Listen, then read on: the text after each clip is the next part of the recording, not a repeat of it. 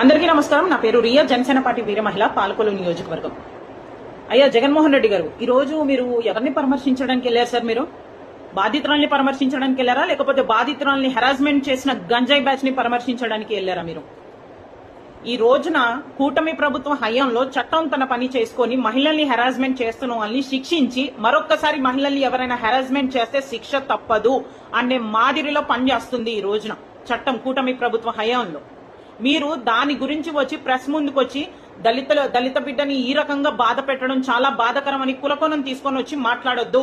వాళ్ళు దళిత బిడ్డ అనేది మీరు కాసేపు పక్కన పెట్టండి. ముందుగా వాళ్ళు గంజాయి బ్యాచ్. అది వాళ్ళు ఏ వర్గం వాళ్ళైనా, ఏ స్థాయి వ్యక్తులైనా, ఎంత డబ్బు పలుకుబడి ఉన్న వ్యక్తులైనా మహిళల్ని ఏడిపించారు అంటే వాళ్ళు శిక్షకి అర్హులే.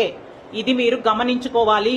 మీకు ఇలాంటి ఇంగిత జ్ఞానం లేకుండా ఇలా మాట్లాడి ప్రెస్ ముందుకు వచ్చి స్టేట్మెంట్ ఇచ్చి సింపతి క్రియేట్ చేసుకుని కులకోణం తీసుకొచ్చి సింపతి క్రియేట్ చేసుకోవడం